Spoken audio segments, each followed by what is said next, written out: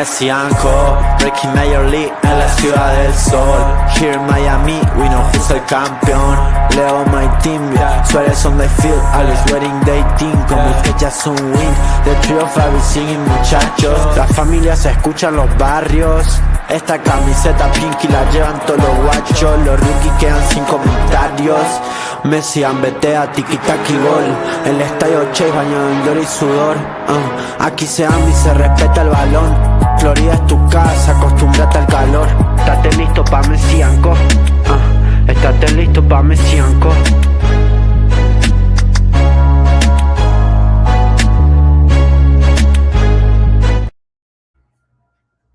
Hello and welcome to the most special episode of Messi and Co.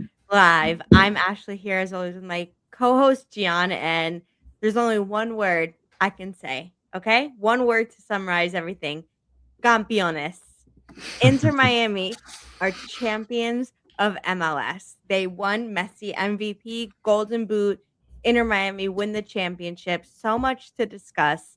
But there's nowhere else to start with that, Gian. How do you feel? We're champions. After this long season, after all these podcasts we've done, 2.5 years of all these episodes talking about the ups and downs of Inter Miami and the joy of having Lionel Messi as part of our hometown team. But it's all come to this, which is Inter Miami are champions. We finally did it. Finally. We did it. We've spoken about this for so long. We've imagined it. We've wished for it. We've thought about it. We've debated it. We thought, could it even be possible? We've gone through the ups, through the downs, through difficult moments, through happy moments, but none happier than this one. And we're finally here. We can call ourselves champions, MLS champions. It's an incredible moment for this club, for the fans, for the people that have been here since the Miami Fusion days. Like, this is just an incredible moment for this city. And I mean, I'm walking around town and people are saying "Hola campeón," you know, and it's like it's amazing. Like, you know, Dale campeón. yeah. Everywhere I go, it's "Hola campeón." You know, they know, they can tell. I don't know if it's the aura or what it is about me. They know I'm a champion. Aura off. I agree. They know I'm a champion. And "Hola campeón" everywhere I go. The grocery store, the laundromat. I mean, even though I do have I do my laundry at home. I don't know why I would be in a laundromat, but the point is, everywhere I go, I am a champion, an MLS champion. My team held the MLS Cup, and I am so happy. We can rest, we can relax, and just relish in what it is to be an MLS champion. It's amazing. No, I agree. I couldn't agree more. Obviously, it was the game on Saturday was amazing. We already said, obviously, Campeones, the best thing ever. And then Anton, excited to hear your analysis on the transfer rumors. And we're going to get to that. We obviously, there's so much to talk about already in just these 6 days since Inter Miami became champions. But let's start with just talking about the game. We were both there, which was very fortunate and lucky. And it was, the stadium was full. The environment was really great and exciting. And the game was, Inter Miami got a goal in the very beginning. It was an own goal off of a deflection from Vancouver. But then, the next, I would say from minute like 10 to minute 60 was really tense because, it was only a 1-goal game, and Inter Miami had done, so well so far in the playoffs with really just, demolishing teams and holding the advantage and just feeling like, in control. And this time, Vancouver had a lot of control. It felt like they could score and get into it. They're such a good team, such a great run team. They were set up well. They were planning everything well. They were trying to stifle Messi. And then the person who scored the goal that became the go-ahead goal to win this game was none other than Rodrigo de Paul. And I think I can only speak for myself when I would say, one, the energy when he scored, every single person screaming, jumping, the amazing atmosphere. But I didn't see it coming, and you know what? We've been talking a I lot never about doubted Rodrigo them. de Honest, Paul. I never doubted the ball. I never doubted that Allende. You know, I've been with them from through thick and thin from the beginning. I told you they were, you know, when everybody was looking down on them, I told you I believe in these guys. No, you were never, never a DePaul doubter for sure. But no, I mean, look, we all were honest when we said, when he first joined, we knew what he was here to do, and that was to. Are you wearing an Aura ring? Am I? No, no. This is my Oh, a wedding ring wedding right here. ring. I Okay. actually, now that Sorry, you mentioned it, I do have to get a. I am gonna get I an just Aura ring. ordered one. Yeah, you did. I'm I'm actually thinking of getting my one. Apple Watch. I mean, I know we'll talk about Yeah, this after. I just saw it and I thought it was the Oura ring at first, I but have to go. I am wedding getting ring one makes though. sense. So, but yeah.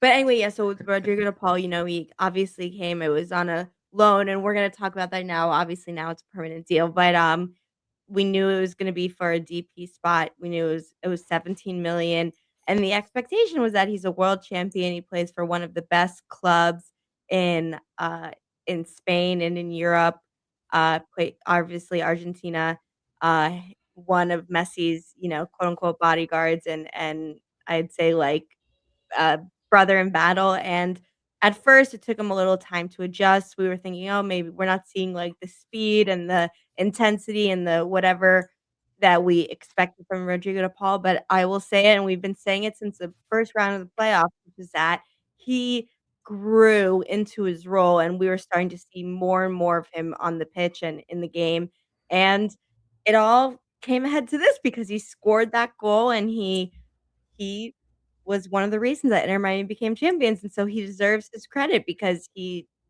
came and did what Inter Miami wanted to do, and he's got a lot more years to do it again, but just shout out to Rodrigo de Paul because it was the unlikely goal scorer that put Inter Miami as champions. Yeah. I mean, I was obviously kidding. I doubted probably the ball more than anybody else ever did. And you know, he Love this. he wasn't obviously living up to expectations, but as he settled in, we have to remember that he came in and he was still trying to find his footing. This is a league that's completely different than the league he comes from. It's a league that's more demanding physically between the travel and the weather and the actual play on the field. It took him some time, but he sure did find his footing towards the end of the season and at the perfect timing, just like Tadeo Allende did, at the perfect timing when you needed him the most. And this is a game that really, I think, showed that he is the type of player that you need for this team, the type of player that you're willing to spend the money. Obviously, we see how much money they're going to spend on him.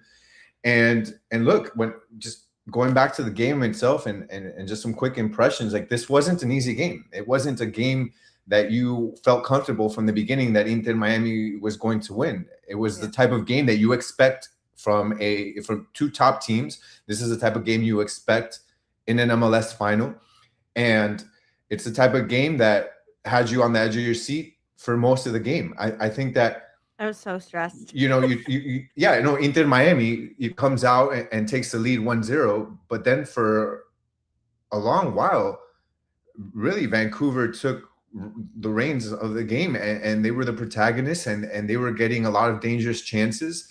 And then when they tied the game, it got a bit worrisome. And I think there is that one shot, if we remember, that comes in the second half that hits two posts before rebounding, and then another post ended up being three posts. And actually, like, at that moment, if that ball goes in, I don't know if we're saying we're champions at this point. Like that would have been a major blow. That would have changed the way that the game was played moving on. Vancouver would have probably sat back a bit more and controlled the game. So, when you look at this, like, in football, in these types of games, to be a champion, there are multiple factors. There's the play on the field from the players, the coaching, but there's always a bit of luck that has to be on your side. Mhm. Every team needs it. And it just so happens we had all three factors in this game and why we're able to call ourselves champions. And I do want to mention that we gave our predictions. I believe we both predicted 3-1, right? We And did. if you remember, Final prediction of the year, and we got it. I said in my prediction when I said this is going to be the typical Inter Miami game where the game is going to be close until maybe the 60 to 65th minute, And then Inter Miami always finds that second gear, that extra oomph at the end, and we're going to win comfortably 3-1. And that's literally exactly to the T how it happened. It was a close game. And then they put it in second gear and they scored 2 goals and we ended up winning 3-1. But that was just an amazing game, honestly. It had me at the edge of my seat. And guys, you may not know this. We split up for this one. We split up. That was the only downside, yeah. Well, I'll say this. Look, I sat in the supporters section for this one. Ashley sat in the press box. We had 2 different perspectives of this one. And I will say, whoever decided to make this game at 2:30 p.m., I want to find you and I want to talk to you in person and give you a piece of my mind. Because as someone sitting, or I didn't even sit, someone standing in the supporters section in 85-degree weather, not a cloud in the sky, the wind decided to call in sick to work that day because there was no wind. I mean, I drank through 7 bottles of water. And guys, a bottle of water at Chase Stadium is not $1. It's not $2. I spent like $60, $70 on water just to survive. But there were people passing out. That was crazy. But it's definitely an intense and a fun environment to sit in the supporters section and to be singing the songs it was honestly, it was a blast. Like, I know I have fun and I enjoy the camaraderie within the press box, but the supporter section is definitely it's a different vibe. It's a different way to win the game. I mean, to view the game. Yeah, no, 100%. Yeah, the heat was a lot, and we said it was. We wish it wasn't at 2:30, but oh yeah, Boss Daddy, that he was intense. And I had the bottle of water, and I thought for a moment. I was thinking I was gonna pour some on myself just to feel better. I was hot and I was in the shade, yeah. Dude, and I saw the price of that water. I'm like, this water is too valuable to throw on myself. I need to drink this. It was intense. So yeah, Boss Daddy definitely knows he was there. And a Red Bull was cheaper than the $8 water. $8 water, yeah. Yeah, but if I drank a Red Bull, I'd probably be in cardiac arrest. I don't think I would have been. Literally. Yeah, literally. I mean, the game was so tense, but it was such an amazing payoff, and it must be said that the EMZ was also there in section 115. I think I was with La Familia with like Vice City, Southern Legion, and all those people. I was in I think I was in 108 or 109, one of those 2. My mom was in 117, and I mean, she was dying because she was the sun side. But she wasn't in the seats that she always has, right? It was 2 sections over, so it's still in the sun. It was on that side, yeah. Yeah, because it was the other side that had all the shade. Yeah. What is it, like 107, 108? That whole. I don't. It's funny because you say that because I actually don't even know what the section is for the press. Oh no, it's 120. Oh, 119, 120, 118, 17, 16. Yeah, that one. Yeah, that's where it was. But yeah, no, I mean, had the shade. Everyone was just, even though it was hot and that was difficult, the energy was super high. And then obviously in extra time, Allende scores. Everyone felt like in that moment we had already won, but just getting that final goal and someone who very deservedly scored it, which is obviously Tadeo Allende, who had just the most amazing MLS playoffs. I mean, 9 goals, right? Broke the record, did everything he could. And we're going to talk about him in his future in a few minutes. But before we do that, and sort of close the chapter on the game, there's 2 people we need to talk about. One. Oh, I wanted to share this, but I didn't mean to interrupt you. No, that's okay. As I say, it's Messi and it's Mascherano. But before he'll get you. That's me. This is me under. Okay, so the video.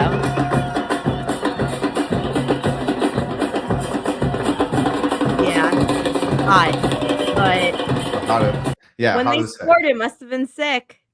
Yeah, no, it was intense. So I had beer thrown on me and whatever other liquids they had in their hands. I was just drenched. And I visited you and the La Familia in the parking lot before the game. And yeah, it was really cool. And like I said, the person that we and I mean, it's a strong word to say, but we owe this to. We owe the championship. We owe this team and the energy and the vibe we've gotten and the excitement and the sold out crowd and the memories and more to come, it's Lionel Messi. July 2023, shocking a lot of the world, by coming to Inter Miami after PSG. People thought, he obviously just come off winning a World Cup, could still, and I mean, I'd say even today, could still play for the best teams in Europe.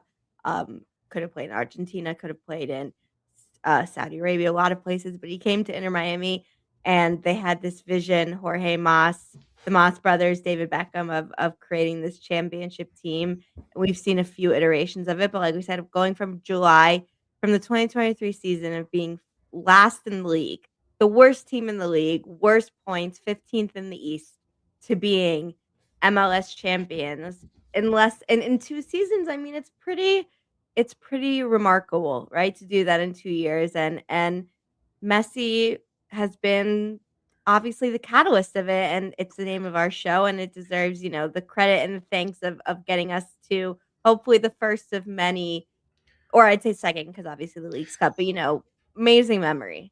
All it took was the best player in the world. I mean, it didn't Only take took the much. best player of all time to come. I mean, it wasn't that much of a lift, but yeah.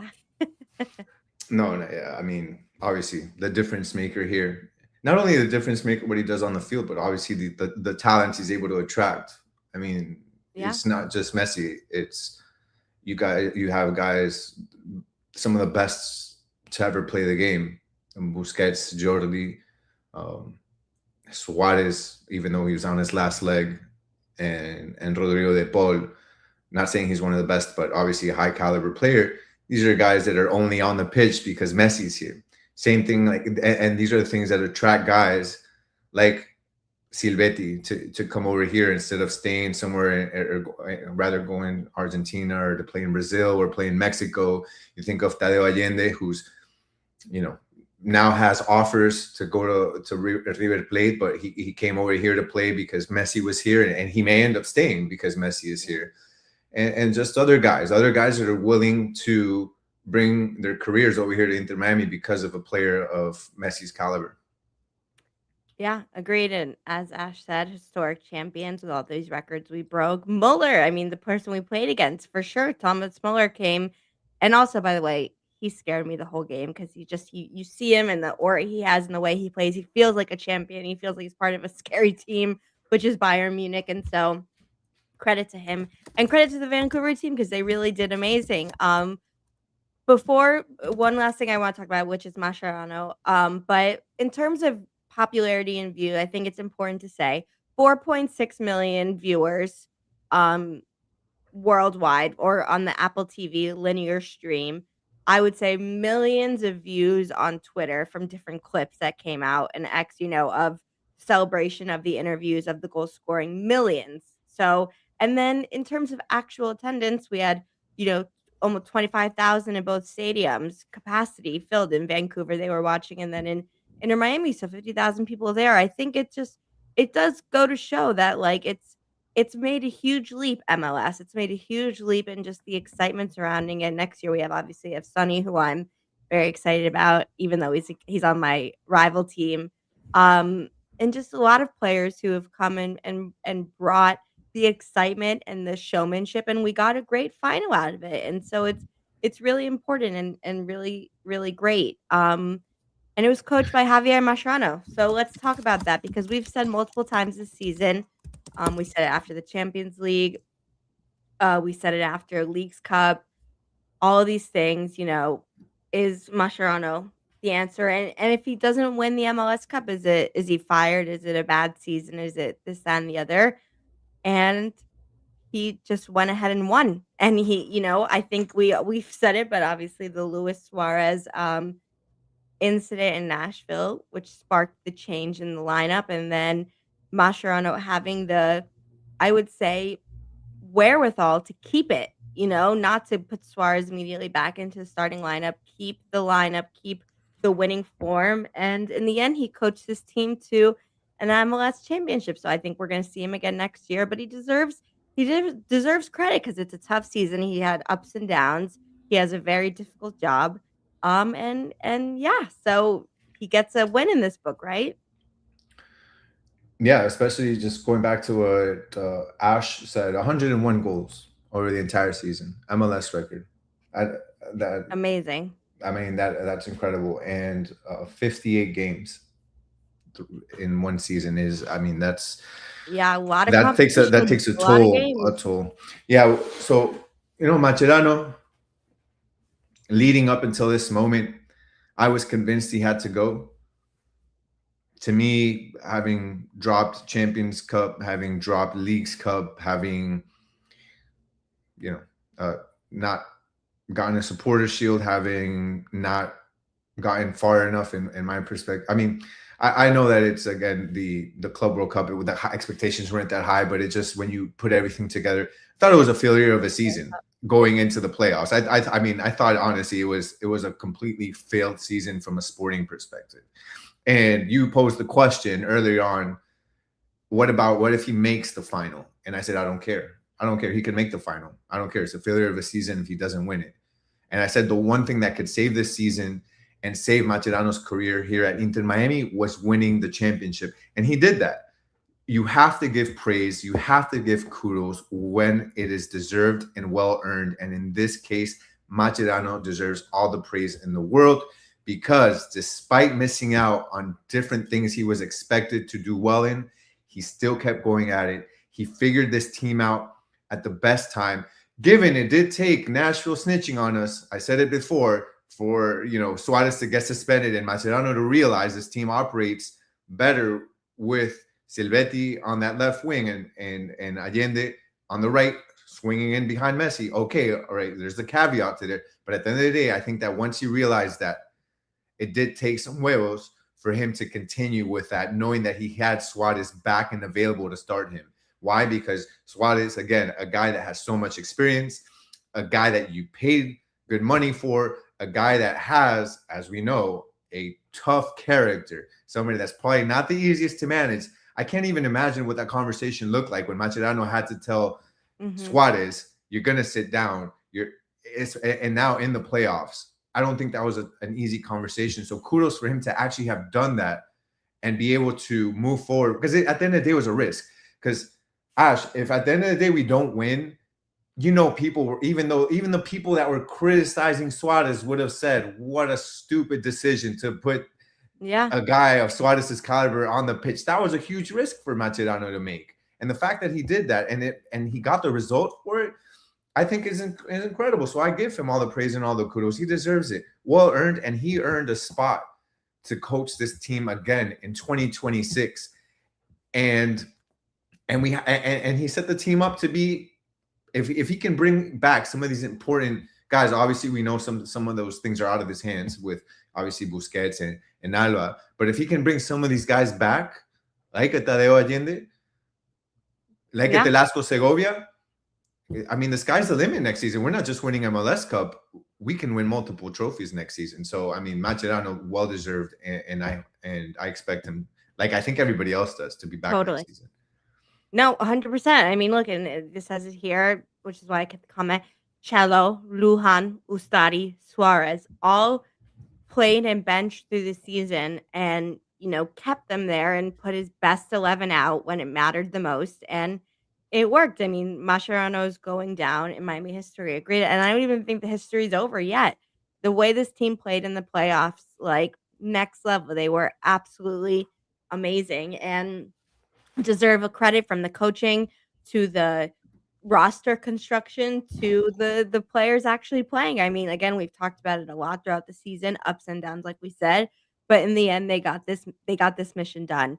And we're champions, and now it's all in our hands. And with that, again, I think it's just, while we transition into the other aspects of the roster, one more time, I have to say, Lionel Messi deserves huge praise and deserves to be remembered for being such an integral part of this team in the season. He's still the best in the world, MVP of the league. Just to give you an idea, just like why this is, what the perspective is. Obviously, we've seen it in the way he plays every single game, but for Inter Miami, forgetting even Argentina, just for Inter Miami this season, 68 goal contributions, goals and assists, 68, 15 goals and assists in the playoffs, right? And just the whole season, the level he played was a clear favorite for MVP, was better than everyone, won the Golden Boot, led his team to a championship, did everything this season that was asked, quote, expected of him, and surpassed it.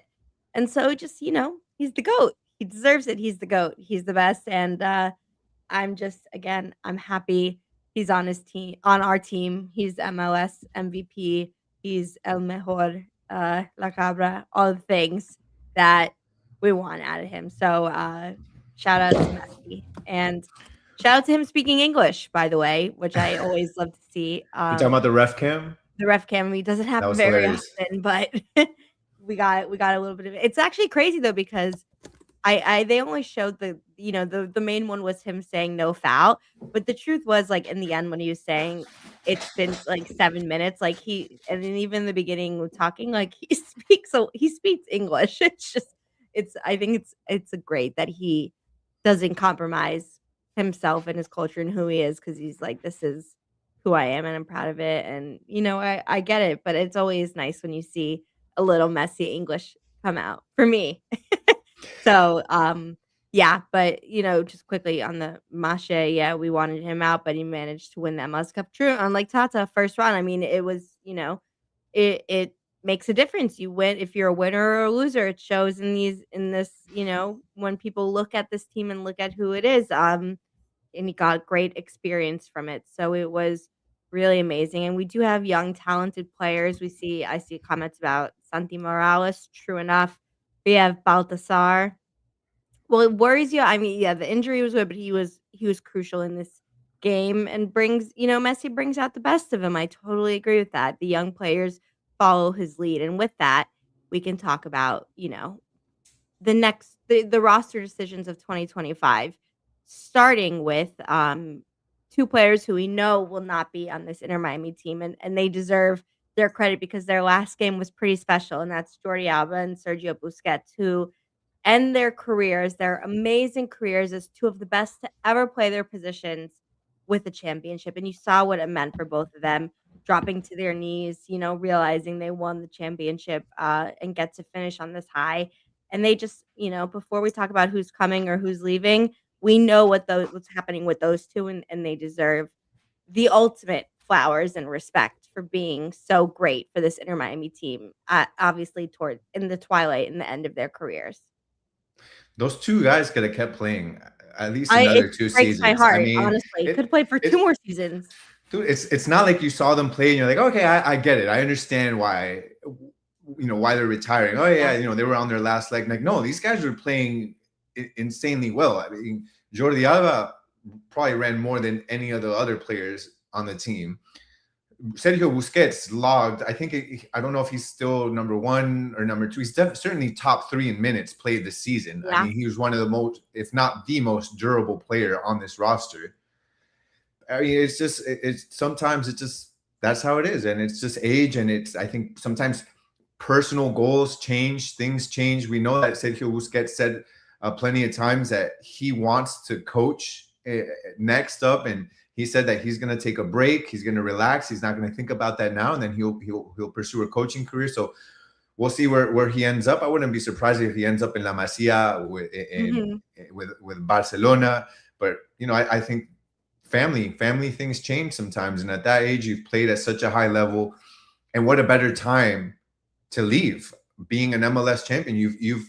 It was the only thing left for them to on their wish list was an MLS Cup, right? I joke, but they go out on top. They come out MLS champions. And you look at Jordi Alba, he was crying on the pitch. I think when that third goal was scored who scored the third? Was it Allende? Yeah, right. Allende, yeah. Once Allende scored, you see Mascherano run onto the field and falls on top of Jordi Alba, and he cries. And we saw how much that meant to him. And I think for him, it was just a point in his career where, I've won it basically all. And he's got other projects that he's trying to work on. He's got a team or something he has in Spain, and he's got different projects that he wants to move on. So at the end of the day, two guys that were still playing top level that could have continued to play in Inter Miami, but they both made personal decisions. The Jordi Alba thing was a little weird, extended, then decided not to. But at the end of the day, you have to respect their decisions, and they left it all on the field. And if you ever want to end a career, this is how you want to end it. Yeah. Eternally grateful for these guys. No, me too. It is really. I mean, Sergio Busquets has been phenomenal, and it's very sad.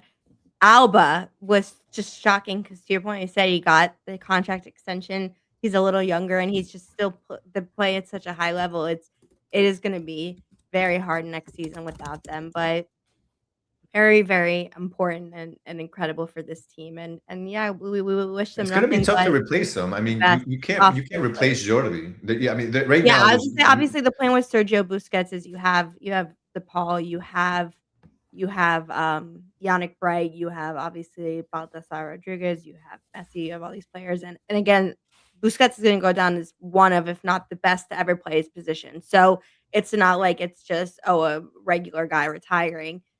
Um, Jordi Alba, though, is really, really hard to replace because he is, to be that amazing on as a left back and just be such a great attacking threat and having that, that him and Messi blindfolded could be making their passes and their assists and their connection. It's hard to replace. So what is yeah, this? There was a tweet stating that Alba knew he was retiring that day. Messi wasn't going yeah, to let him go without a trophy. Yeah, 100%. And I think that was definitely a motivator. I mean, if winning the final isn't motivation enough, I think the motivator there was yeah. these are two guys that I've had most of my career with. We've won it all. I mean, Messi's like, I'm definitely not letting these guys leave without a trophy. That I know that was in the back of his mind, and even Suarez as well. Like, True, they yeah, I want mean, a that. few comments about Suarez that, he is coming back for another season. That was decided today, and that's, I think, where we can start with the roster decisions. Obviously, people have mixed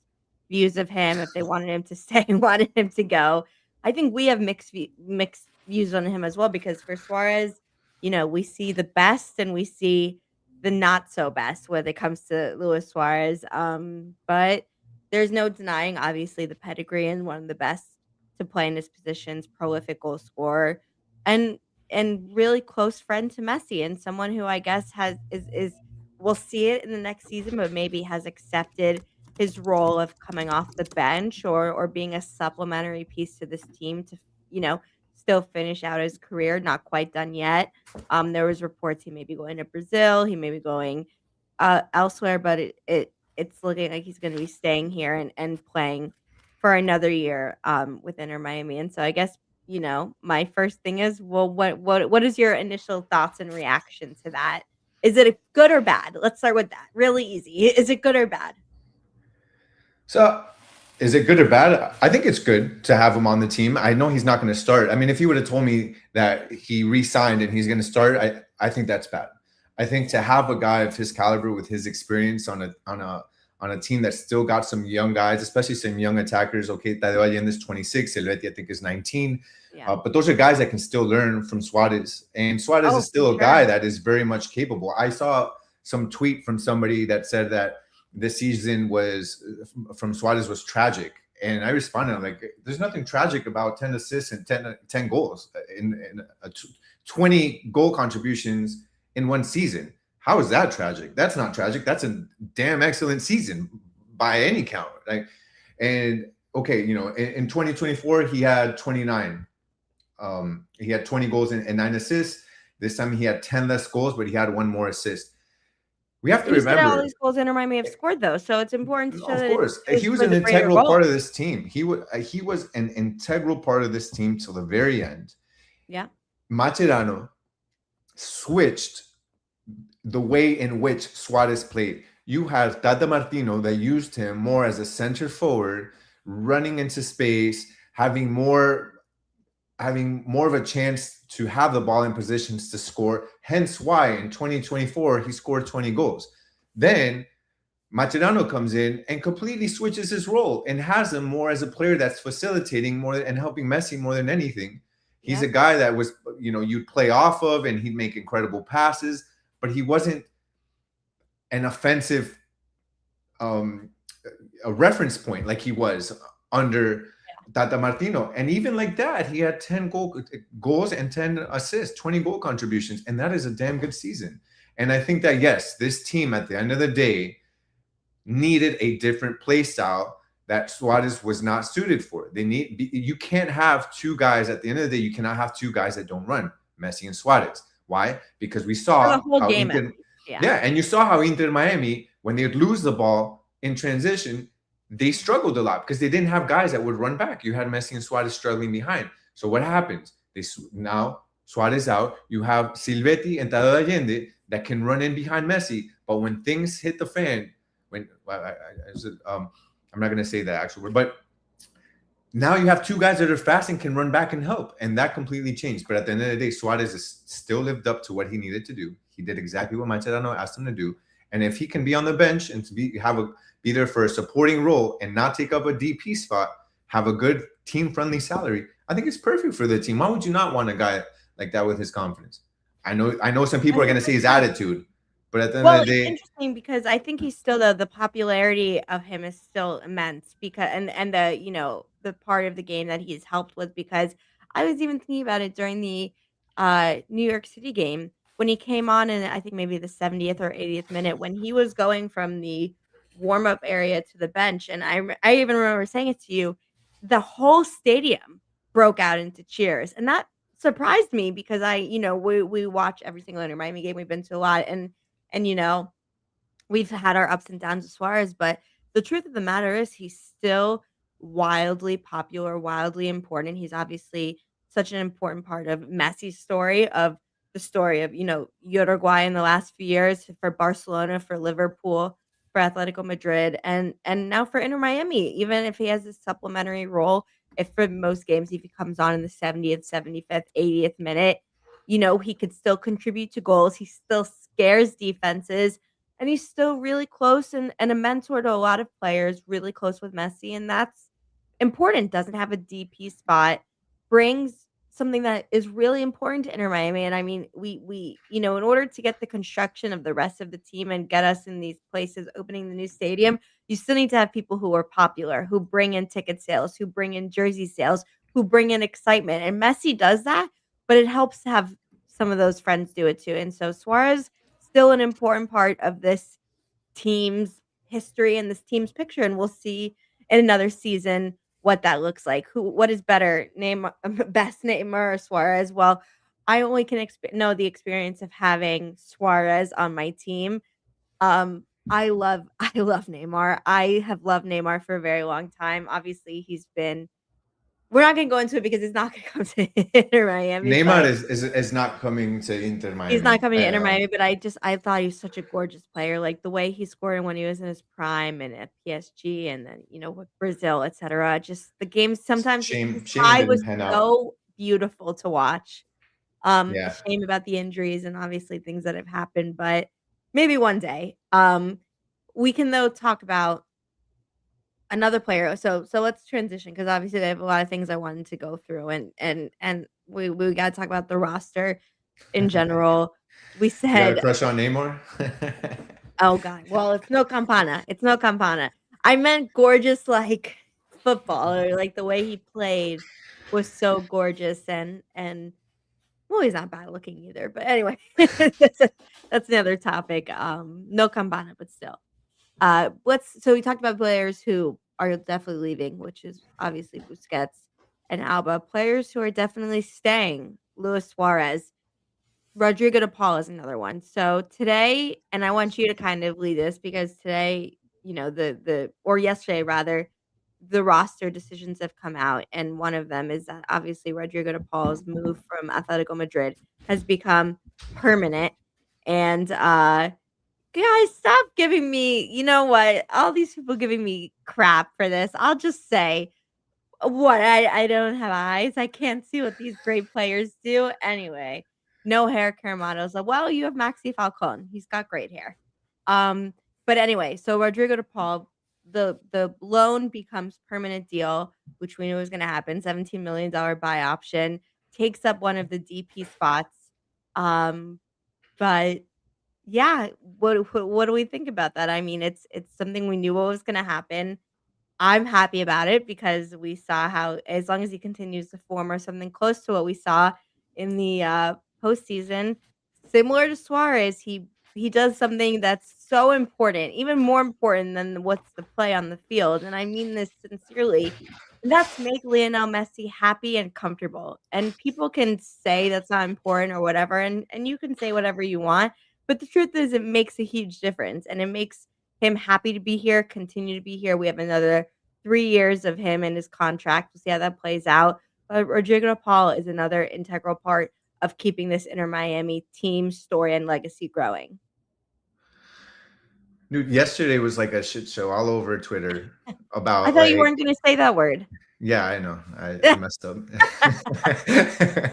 Dude, it was ridiculous. It was obvious, like, it was so ridiculous that, like, I can't, someone said, I mean, no, I shouldn't be calling people out, but it was said that that Inter Miami exercising the purchase option on Rodrigo de Paul was quote unquote a farce, as if nobody knew As if it hadn't been that said for Inter 1 Miami year. was going to exercise the purchase, as if Inter Miami had gotten one over MLS. I just can't imagine anybody waking up, going on Twitter, and seeing that Inter Miami has exercised the purchase option on Rio de Paul and being surprised, like, oh my God, I knew it. Gotcha. Like, it's ridiculous. And I think that Inter Miami and their front office are geniuses. They're savvy. They know how to work contract gymnastics. And all these people, especially from other teams, that retweeted me and said, I can't believe this guy really thinks that Inter Miami can just skirt the rules and the roster regulations. Well, they don't know anything about the roster rules and regulations. They don't take the time to even read them. I even said there, I've read them. I know the roster rules. There is nothing in the roster rules that speak to verbal agreements or intentions or anything. They speak to how much you can spend on a player and how much of that player's salary and guaranteed compensation counts towards the salary budget, and whether they would have to be designated as a designated player or not on the roster. And Inter Miami is smart. Why? Because they know that if they would have had in that contract that Rodrigo de Paul was on loan with a guaranteed purchase option the following year in 2026, what happens? Then the entirety of that amount, the loan amount, plus the purchase option would then have to be counted towards the budget starting in 2025. That's in short. There are some intricacies, but in short, that's what would have happened.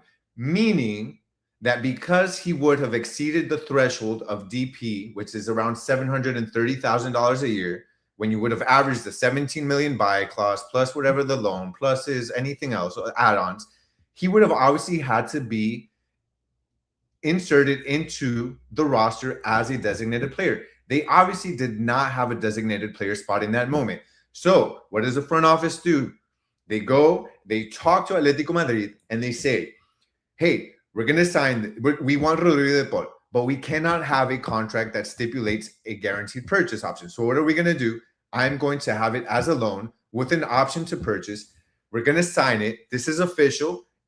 And we'll shake hands on it. And I give you my word, as Jorge Mas, the owner, over 50% owner of Real Zaragoza, you guys know me. We have a relationship within La Liga, so you guys are willing to take the risk. I promise you, I will purchase him, even though on the contract we can't. Now it doesn't matter if you know somebody. It doesn't matter if there's a verbal agreement. That is a risk for any team. Most teams are not going to do that. Because why? Because the other side can say, once the loan is over, actually, never mind. That was a risk on Atletico Madrid's part, and they did it. At the end of the day, Don Garber knew, MLS knew, Inter Miami knew, Atletico Madrid knew, I knew, my doctor across the street knew, the guy that cleans my neighbor's pool knew. Everybody knew that this was going to happen.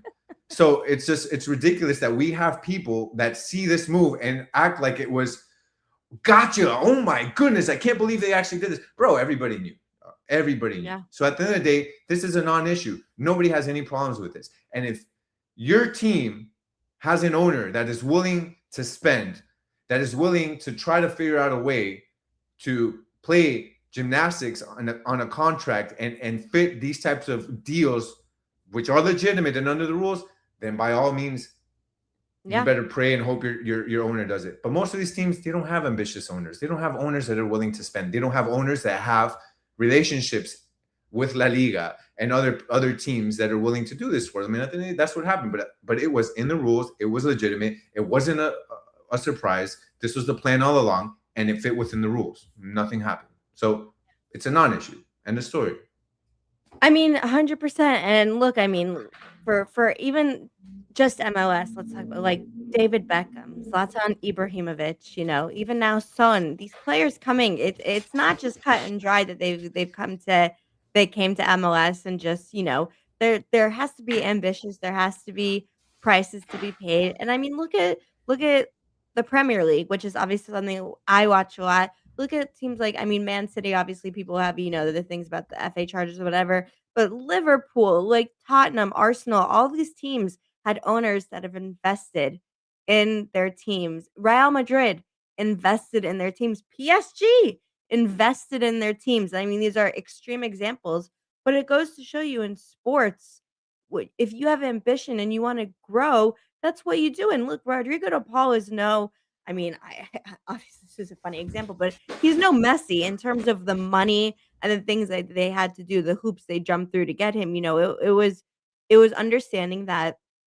Sergio Busquets and Alba were leaving. You have a DP spot open. You want to keep this team growing and you want to keep the ambition high. Bringing in someone like Rodrigo de Paul does that. It's not like it's Mbappe, Holland, or Neymar. Like, it's not like you're getting someone who makes $100 million and you're hiding it. This is a great player, but a supplementary player and deserves, definitely a lot of credit and excitement. But it's not like they stole $500 billion from a bank and fooled everyone. They're doing what they need to do to grow the team, grow the league, and grow what they want to do. It's the right decision. $17 million. And I guess just because I focused on that contract and how ridiculous it was that there was people that actually had an issue when there was no issue. There is no issue with this within the rules. But what I want to speak to Rodrigo de Paul and actually exercising that. Rodrigo de Paul, while I was very critical of him at the beginning, I think that he's slowly found his legs. He's slowly figuring out a way to play in this league that is a very demanding league that is different from the experience that he has. And I think if he can continue to get better, and I think with a full off season, he's going to be better next season. We have to remember he didn't have a full off season to prepare with this team and with this coach and these players. I think with a complete off season, with a preseason with this team, which, by the way, they're doing a South American. I don't know if you were. I don't want to jump ahead, Ash. I don't know if you were going to say that. Your team in your stadium, right? Yeah. No, I wish so close, but so yeah, they're gonna be doing a preseason. I think that with that, Rodrigo Paul will be much better next season. And at the end of the day, he's gonna take up a DP spot. And the reason he's here is for Messi. Two of Messi's friends are leaving. Suarez apparently is staying. But it's somebody that Messi feels comfortable with, and that's what it takes to keep him. And at the end of the day, he's a good player. He's a good player. Yeah, he's a good player, and especially with Busquets out, you're gonna have obviously Rodrigo Paul starting, and you'll have I believe Yannick Bright alongside him. If not, we'll see who else they bring. So I'm completely fine with the move. I wasn't good with that move, even though I knew it was happening about 3-4 months ago when Rodrigo de Paul was really struggling, in my opinion. Now I feel a lot better about it. And then just really quickly, we won't make a whole thing about this, but the preseason, January 24th, they're going to be in Lima. They're going to be playing Alianza Lima. January 31st, they're going to be in Medellin playing Atlético Nacional. Then February 7th, they're going to be in Guayaquil in Ecuador. My country, unfortunately, not my city, not my team. I wanted them to play Liga de Quito. That's my team, but they're going to be playing Barcelona SC. That's not Barcelona from Yeah. Spain. This is in Ecuador, we call them the copy, la copia, because they wish they were Barcelona. They're Barcelona from Guayaquil. And then Isn't lastly, everybody? lastly, February, at least for now, February 21st is, well, actually, that's not part of the preseason. That's actually when MLS starts, just so you Yeah. know. But that's what they've got so far. No, it's 100%. I just yeah, for Rodrigo Paul, I'm happy to have him. I'm excited to see what the next season brings, and it's exciting. A few other things I want to talk about just really before we wrap up is some like a couple other storylines or roster decisions that I want to talk about. Two in particular, a staying and a going, which is Ian Frey, new contract. Obviously, someone who we really love. As I think, I mean, I as a person, he's been really nice in the times that we've spoken to him and what he's had to overcome in his career with the injuries and everything like that, young age, the talent, but he's just really great as a player and the technical ability, the ability to keep the ball, to push the ball up. Really great right back, and someone that I think we're really happy is re-signing and continuing with Inter Miami because he's always in our starting 11.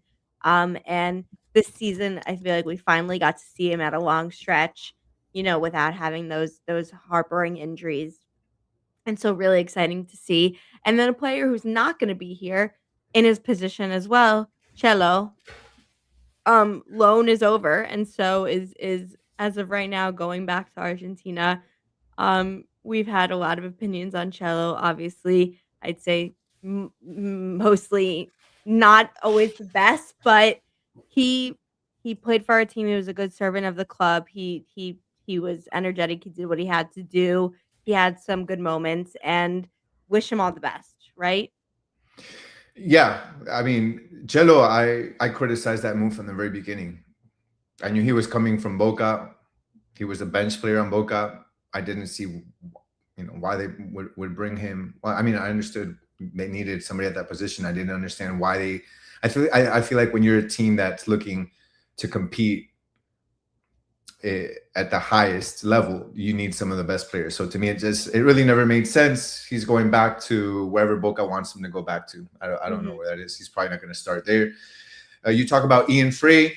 Ian Frey, pivotal, important to bring him back. He was a really important piece in this championship team. He got through 3 ACL injuries, 1 ligament injury, and those 3 back to back to back. The fact that he was able to get past that, I mean, the mental strength to get past it. It's a beautiful like comeback story, right? Yeah. To And be able plays at to a high do what he level. did, and he played so well. To me, what's interesting about this Ian Frey deal or him coming back is where is he going to play? How does he fit in this team next season? The reason I say that is because you have Facundo Mora from Yep. Racing that should be within the next few days. He's a right back, starting right back for Racing, who, by the way, is in the final in Argentina. They play tomorrow at 7. If anybody wants to watch it against Estudiantes, he's a starter on that team. They may come out as winning the Argentinian league, even though the Argentinian league is a mess. By the way, there's like 30 different things. And apparently now, for some reason, they watched MLS and they saw the supporter shield and they thought that it'd be a good idea to award the supporter shield to a random ass team. It's funny. It's comedy. The point is, Facundo Mora is going to be coming, and he will be the starting right back next season. There's no way that he's going to come in and be on the bench. He's really good, starting caliber on this team. The thing about Ian Frey is Ian Frey started out as a center back. Yeah, I was gonna say, We well, know he can play came back, at yeah. center back. He's a versatile player. He can, and this is why you want to keep a player like him. We know the skill set, but the fact that he can play center back, he can play right back, he can even play in a supporting role in the midfield and play in a midfield role. We've seen him help in that aspect as well. An important player to bring on. But what does it look like next season for him? It'll be interesting to see. Is he going to be a center back? Is he going to start along Noah Allen? Is Noah Allen even going to start? I mean, like, I don't want to jump ahead, but I'm sure we'll talk about Noah Allen, but he's going to be back, and that's the most important thing. We'll see how he fits in on this team next season. Yeah, 100%. I mean, my initial thoughts if they don't bring anyone else is that obviously I think it would be Ian Frey at right center back. We have Maxi Falcone who will be back, and then maybe Noah Allen back to his native position, which is left back, replacing Jordi Alba. You may see.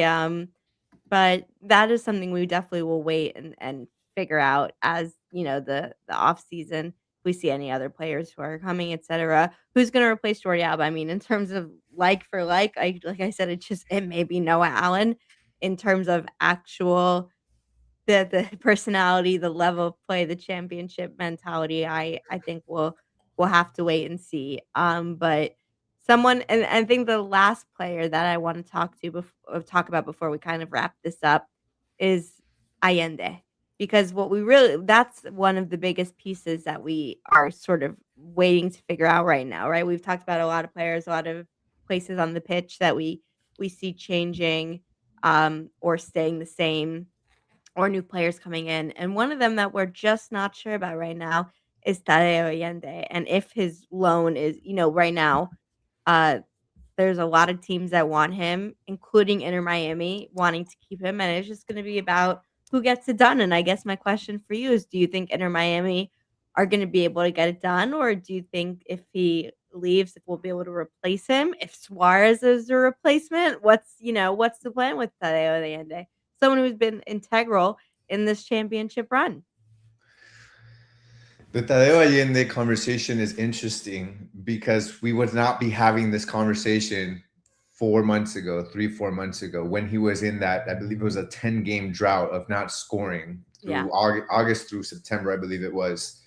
And him missing out on goals that you basically thought were a given, right in front of the goal, missing point blank with an open goal, things like that. But he completely turned around, And you're talking about a guy that once he found his groove, once mentally he found himself in a good place, found his rhythm, he became an integral part of this team, an integral part of this offense.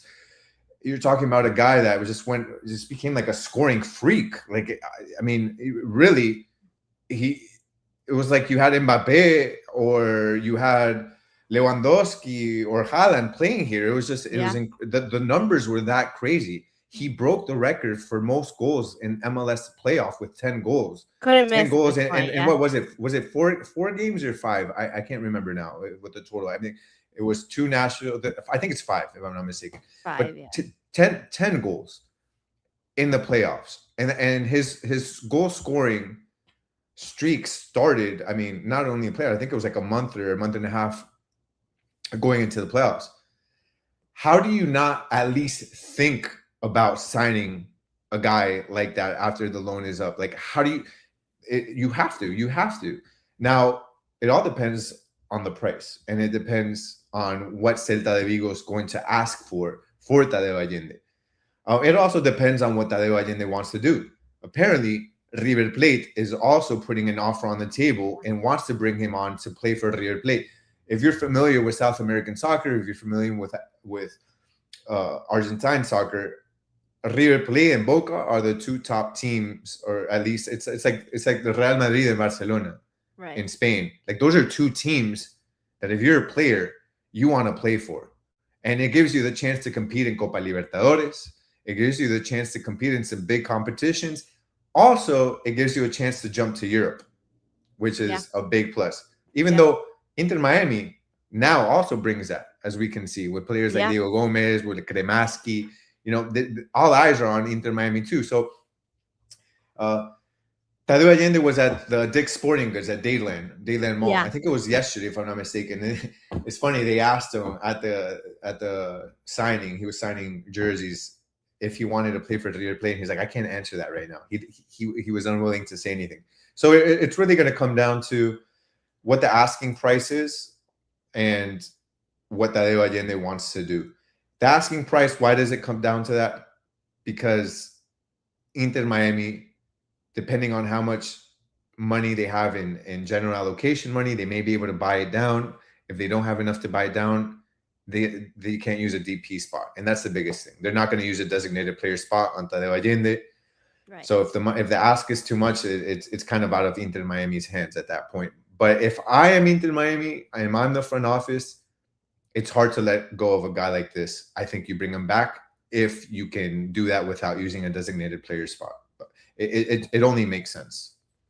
Agreed. Yeah, it'll be really interesting to see what happens in this offseason. I mean, this is a great point, and I think this is a great point to sort of end the show, which is that Miami right now is the biggest draw of those teams, which is crazy to say. I mean, I'd say River Plate and Boca still obviously are really incredible draws, but this Inter Miami team has in the end they won this championship. Circling back to where we started this episode, which is that they win the season, they win the MLS Cup.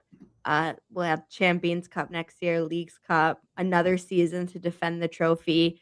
Um, the question is, can this Inter Miami team create a dynasty? And is this just the beginning of, what is hopefully at least a few more really exciting years of Messi, DePaul, Suarez, whoever it is, bringing this team at a really high level, excitement to the community, excitement to the fan base, global audiences. It's just a really exciting time to be an Inter Miami fan and a Messi fan. And I guess I'm excited, right? And my question to you is, can we keep it going? Can we do it again next year? I think the answer is yes. I think we can do it bigger and better. I'm 100% confident that this team next season is going to win more trophies than they did this season. Why? Because they found the blueprint. Mascherano found the blueprint. He found out what works for this team. He found out how he needs to attack. Something that was an issue early on was the defense. He figured out the defense. If you look at the stats, this team was doing very well, getting clean sheets, allowing 1 goal in most games. Once they really figured this team out, I think this is a team that's ready to jump and take the next leap going on to next season. They're bringing back some of the most important players. I have no concern that while you can't replace 1-for-1 Busquets and Jordi Alba, I have no concern that Jorge Mas, that Beckham are going to find, and they actually said they already found their replacements, that they're willing to spend to bring high caliber players that can slot into those spots left behind by Busquets, left behind by Jordi Alba, and that they can continue to fortify this team. This team is as difficult as it may seem, taking out a Jordi Alba and Busquets. I feel like when you encompass everything, I think this team will be better next season. So I'm looking forward to it. And I'm looking forward to a new stadium. I'm looking forward to MLS champ Messi coming back. And I'm excited, Ash. And I we're gonna keep, the season, we're not taking a rest. Like, we're still gonna be coming up with episodes. I feel like we could have done this for another 3 hours. Yeah, that's 100%. There's a lot to talk about. So I'm excited to come back next week and talk some more about what I just feel like there's a lot to talk about. But yeah, I'm excited, Ash. Like, this is amazing. We're champs, and next season it's gonna be that much better. Me too. No, I agree. There's this, this season is over, but the off season is just beginning. There's so much exciting things happening. The new stadium opening is really exciting. Seeing what this team is going to look in at the next iteration is exciting. And like Gian said, we're not going anywhere. We love the show and we love everything we've done. But I think it's just really important quickly to thank everybody for watching, sticking with us, not just this season, but the last 2 seasons, different people we've had on the show. But Gian and I have always sort of been here, been waiting, been excited for this moment. And we did it. And I'm so excited that we have this journey with this team, with each other, with getting to cover the greatest player to ever play. It's really exciting, and it's another and I have a crush on my way. I travel here by myself.